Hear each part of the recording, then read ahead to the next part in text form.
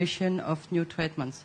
Do you remember that yesterday we explained that with the CT scan, with the RECIST criteria, we have some problems to evaluate the new targeted treatments.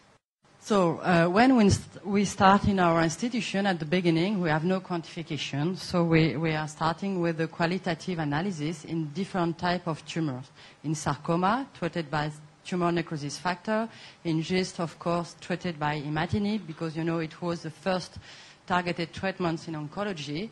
And in kidney cancer, treated by sorafenib in phase 3 during the pivotal study, and in phase 1 with the combination with the interferon. And for example, for the GIST study, we demonstrate that as the PET-CT, after 1 week, we are able to distinguish the good responder with a strong decrease of the contrast uptake compared to the bad responder. And this is an example.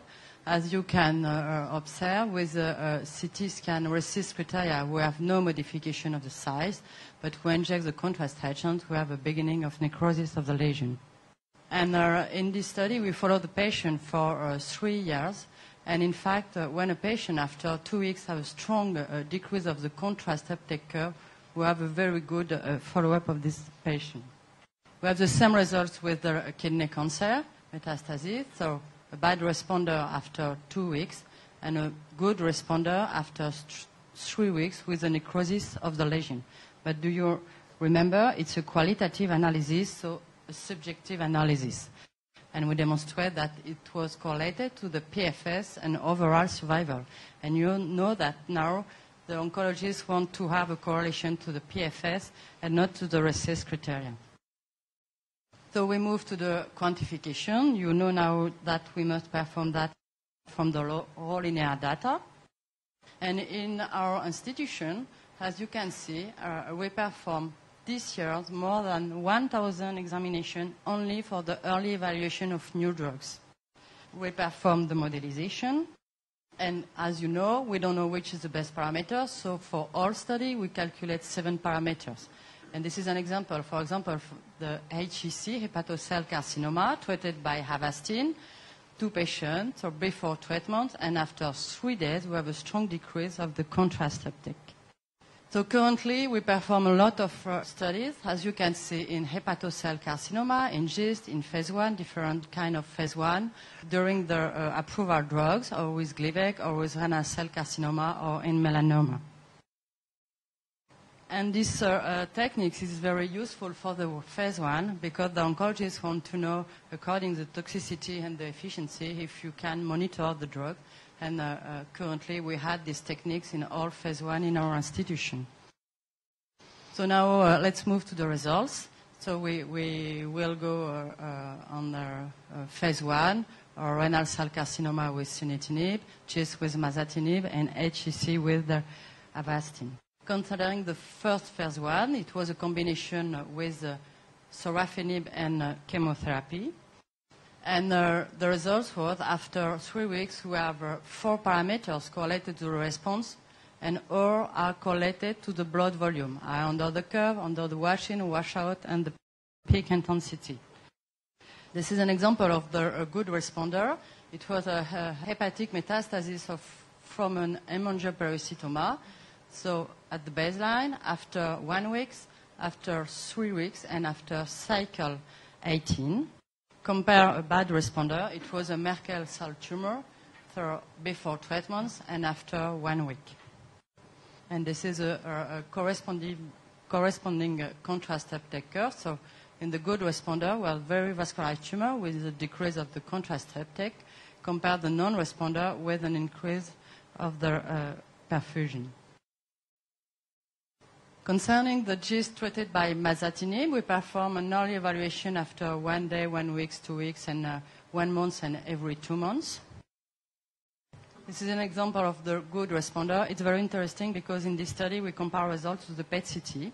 And before the treatments, 20% of the patients have no fixation of their glucose. So this is the lesion before treatments, and after 1 week, you can see the necrosis, and after 1 month, and here the PET-CT was normalized, and after 2 months, and this is the decrease of the contrast. And concerning the parameters, 5 was significantly correlated, and the area under the curve, under the wash-in, the washout, the peak intensity, and the slope. Let's move to the renal cell carcinoma. So we perform an evaluation after 2 weeks. So this is a patient with a very superficial lesion in the B mode. When we inject the contrast agent, this is a very nice tumor because without motion. And if we have the choice between the liver metastasis and the superficial lesion, do you understand that we chose this type of target? So we follow this patient. After 2 weeks, we inject the contrast agent. And when we inject, we only see a very small area with vascularization here, but without modification according to the RECIST criteria. And it was a CT scan after 3 months and 6 months.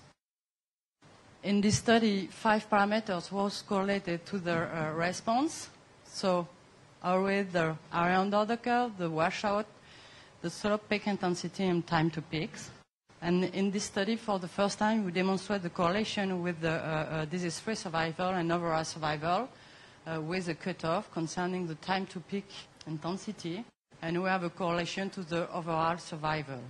This is an example of a small lesion that I explained yesterday, that if you have a very small superficial lesion with a high-frequency probe, about 10 to about 10 megahertz, you are able to follow this patient. This is this lymph node in B mode with contrast agent. And after 2 weeks and after 3 months here with a CT scan, and after 6 months with a strong decrease of this contrast. So the last study, it was the phase 2 in a hepatocell carcinoma treated by Avastin.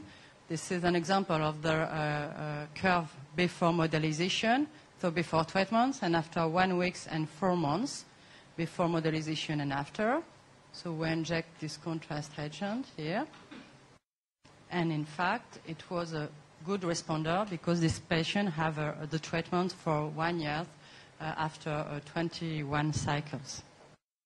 In this study, we performed the evaluation after day 3, day 7, 2 weeks, 2 months. And at day 3, the area under the curve, the wash-in, the washout correlated to the response at 2 months.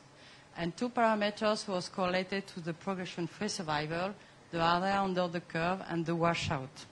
This is an example of the HGC, so before treatments, after day 7, after 4 months. So if we want to summarize, in a last ESMO meeting, we compared the results in a renal cell carcinoma treated by sunitinib, the GIST treated by tyrosine kinase inhibitors, the mazatinib, and the phase 1. And you understand that the area under the curve, the washout, and the peak intensity are always significantly correlated to the RECIST response. So probably this type of parameters is able to predict this response. So this methodology currently is extended to 18 centers in France in order to determine which is the best parameters according to the vascular distracting agent or for the TKI or for the Avastin, and which is the best timing after 1 week, after 2 weeks. So we are 18 centers, 11 outside of Paris, and 7 near Paris. And 650 patients will be included. So patients with metastasis from colon cancer, melanoma, breast cancer, GIST, renal cell carcinoma, where the targeted treatments are approved. And we will perform an evaluation after 1 day, 1 week, 2 weeks, and every 2 months. And currently 263 patients are included in 1 year. And probably this study will be reinforced through the results that we'll have in our institution. But you know, currently this methodology, the early evaluation of new drugs, is not approved under guidelines. So we hope that this indication will be had in the HEPSUM guidelines. Thank you for your attention.